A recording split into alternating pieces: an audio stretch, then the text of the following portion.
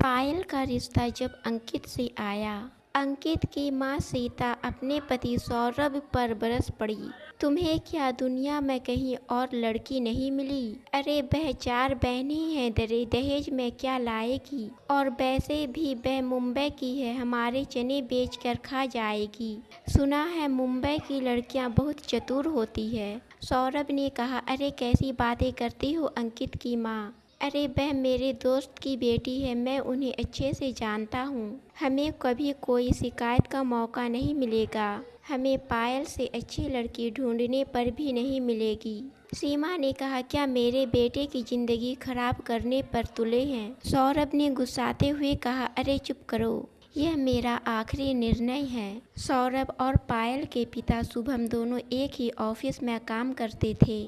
शुभम का तबादला मुंबई में हो गया तो वह अपने परिवार के साथ मुंबई में ही रहने लगे, लेकिन दोनों में बहुत ही अच्छी दोस्ती थी। अंकित जब इंजीनियरिंग की पढ़ाई करके जॉब करने लगा, शुभम ने अपनी बेटी पायल का रिश्ता अंकित से भेज दिया। सौरभ को पायल का रिश्ता बहुत ही अच्छा लगा। सौरभ ने जब पायल का फोटो अंकित को दिखाया, अंकित भी पहली नज़र में ही उसे पसंद करने लगा। इसलिए अंकित भी पायल से ही शादी करना चाहता था। फिर दोनों बाप बेटे के जिद के आगे सीता की एक ना चली। पायल के साथ अंकित की शादी हो गई। अब पायल दुल्हन बनकर अंकित के घर आ गई थी।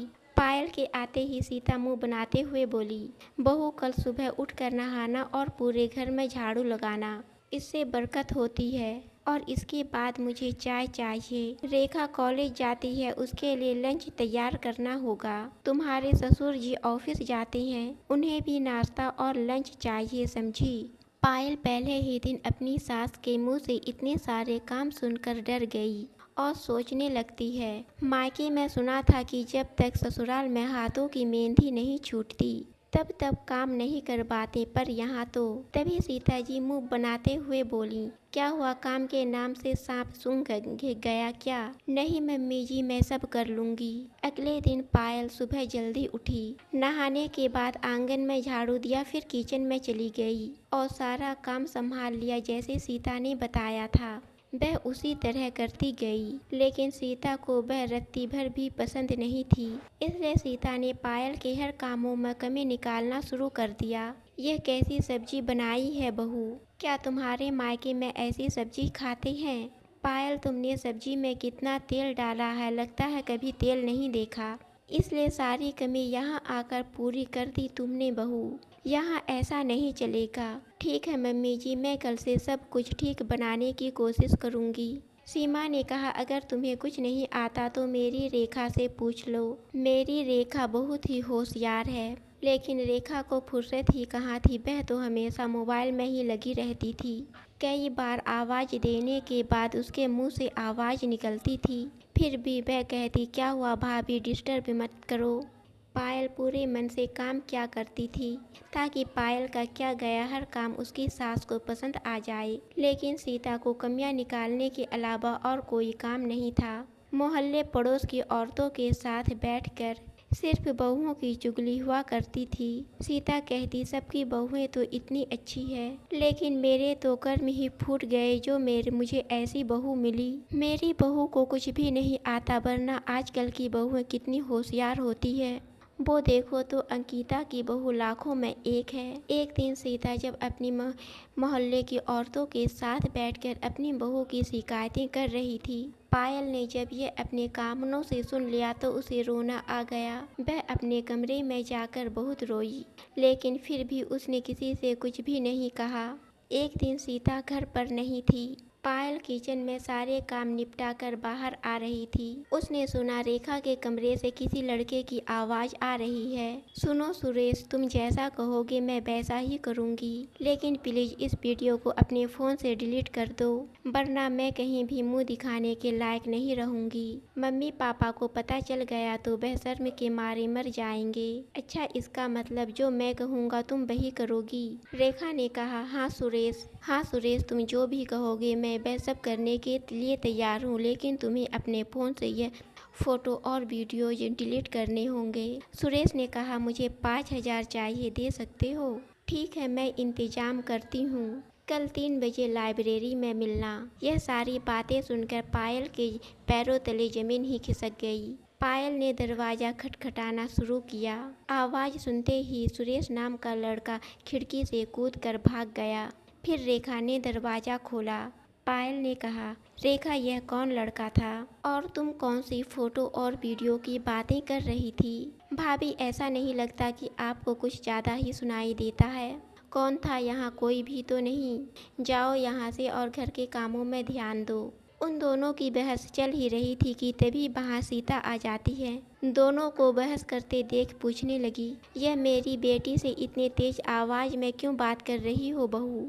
तभी रेखा ने रोने का नाटक करते हुए कहा, देखो ना मम्मी, भाभी मुझ पर कमरे में किसी लड़के से बात करने का इल्ज़ाम लगा रही हैं। मुझे तो लगता है भाभी का बॉयफ्रेंड होगा और उसका इल्ज़ाम ये मुझ पर थोप रही हैं। पायल रेखा की इस चाल को देखकर हैरान हो गई। सीता ने भी अपनी बेटी की बातें सुनकर पायल को बहुत ही बुरा भला कह दिया, लेकिन पायल की बातों पर किसी को भी यकीन नहीं हुआ। वह बेचारी रोती हुई अपने कमरे में चली गई। अगले दिन सौरभ ऑफिस जाने के लिए बैग देखने लगा। उसके बैग में से पर्स गायब थे।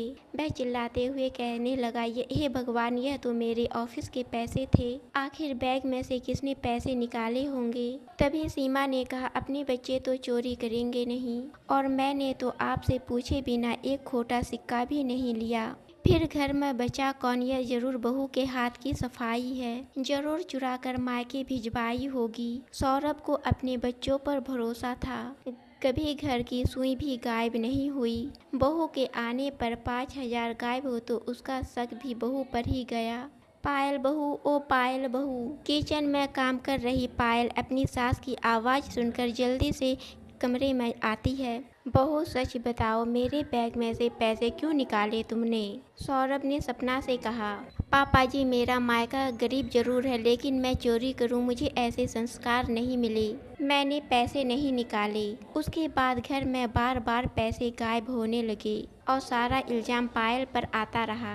इसलिए पायल अब चाहती थी कि वह रेखा को रंगे हाथ पकड़े और खुद को निर्दोष साबित करे। एक दिन सीमा सत्संग में गई थी। पायल को भरोसा था कि आज उसे कोई ना कोई सबूत जरूर मिलेगा।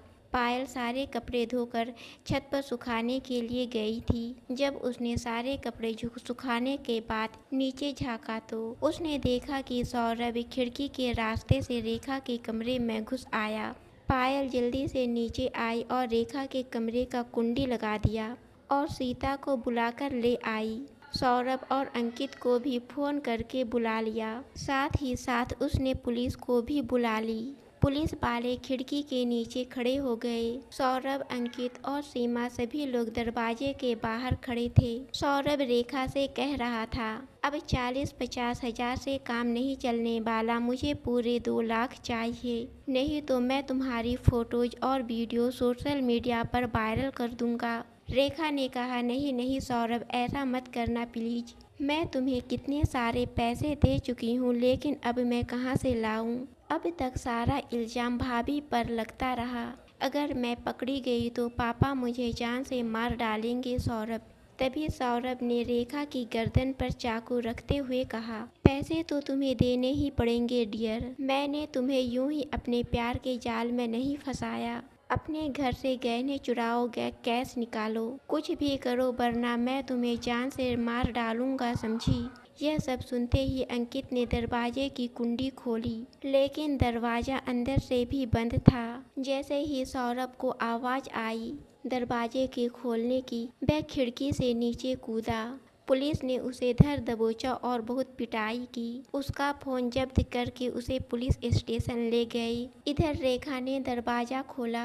सभी को अपने सामने खड़ा देख रेखा हैरान थी। सीता ने रेखा को चाटा मारते हुए कहा, नालायक, तू पैदा होते ही मर क्यों नहीं गई? अपना दोस्त तू बहू पर डालती रही, उसे चोर और चरित्रहीन साबित करती रही। बोल, तूने ऐसा क्यों किया? रेखा ने रोते हुए कहा, मम्मी, मैं डर गई थी क्योंकि भाभी मेरी सारी सच्चाई जान चुकी थी। अगर आपको पता चल जाता तो मैं आपकी नज़रों में गिर जाती। मम्मी, आप मुझे माफ़ कर दो। रेखा हाथ जोड़ते हुए कहने लगी, मम्मी, पापा, भैया, आप सभी मुझे माफ़ कर दीजिए। तभी सीता ने चिल्लाते हुए कहा, अगर तुझे निर्जल माफ़ी मांगनी है तो तू बहू से मांग। जिस बहू को मैं हमेशा ताने मारती रही, जलील करती रही, आज उसी ने मेरे घर की इज्जत बचा ली, वरना पता नहीं क्या अनर्थ हो जाता। तभी रेखा पायल के पास हाथ जोड़ते हुए कहती है, भाभी मुझे माफ़ कर दो। पायल ने कहा, गलती तो किसी से भी हो सकती है रेखा, लेकिन उस गलती को अगर अपनों को बताया जाए तो उसका समाधान हो सकता है, वरना इसी तरह मुसीबत में फंसते चले जाते हैं। चलो अब जो हुआ भूल जाओ और अपने कैरियर पर ध्यान दो। यह सुनकर रेखा पायल के गले लग गई। तभी सीता जी ने हंसते हुए कहा, मैं कहती थी ना मेरी बहू लाखों में एक है। पायल ने कहा, मम्मी जी आपने तो ऐसा कभी नहीं कहा। लो आज कहती हूँ, मेरी बहू लाखों में नहीं करोड़ों में एक है। उसके बाद सास बहू का फर्क मिट कर वह दोनों बहुत ही प्यार से रहने लगी। उधर सुरेश को रेखा का एमएमएस बनाकर ब्लैकमेल करने के जुर्म में जेल हो गई। दोस्तों आपको कहानी पसंद आई तो चैनल को सब्सक्राइब और वीडियो को लाइक ज़रूर करें।